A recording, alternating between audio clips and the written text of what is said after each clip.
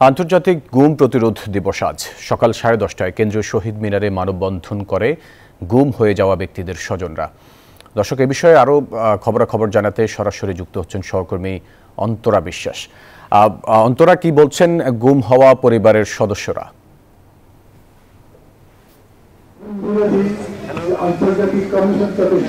আসলে তাদের যে গুম হয়ে যাওয়ার যে বর্ণনা সেটি অবর্ণনীয়, অর্থাৎ তাদের স্বজনরা গুম হয়েছেন, কিন্তু এরপরে কেউ 12 বছর, কেউ 10 বছর, কেউ হয়তো 6 বছর ধরে যে যন্ত্রণার মধ্যে দিয়ে যাচ্ছেন সেই বর্ণনাই আসলে তারা এখানে করছেন।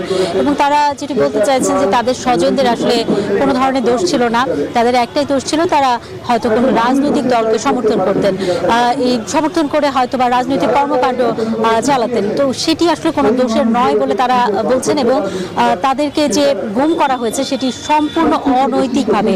এবং এই গুম হয়ে যাওয়ার যে সময়কাল সেটি আসলে আওয়ামী লীগ সরকারের যে সময়কাল সেটি, অর্থাৎ গত 15 বছরের মধ্যে গুম হওয়ার যে সংখ্যা সেটি আসলে তারা বলছেন গুম হয়ে যাওয়ার যে মানুষের যে কথা সেটি বলছেন, অনেকে গুম হয়ে গিয়েছিলেন তারপর ফিরে এসেছেন।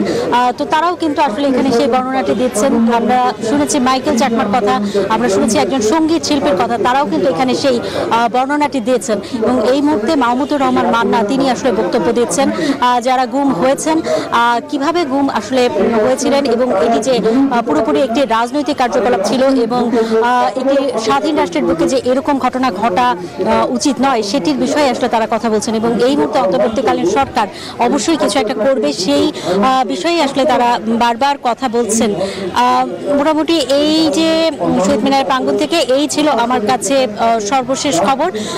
খুব দ্রুততম সময়ের মধ্যে তারা স্বজনদের ফিরে পাবেন, তাদের স্বজনরা ফিরে আসবে, এটি আসলে তাদের চাওয়া। মায়ের ডাকের পক্ষ থেকে এখানে আসলে তারা মানববন্ধনে দাঁড়িয়েছেন এবং তারা বিভিন্ন ধরনের বক্তব্য দিচ্ছেন। এই ছিল আমার কাছে এখান থেকে সর্বশেষ খবর। অন্তরা, আপনাকে ধন্যবাদ আমাদের সাথে যুক্ত হবার জন্য।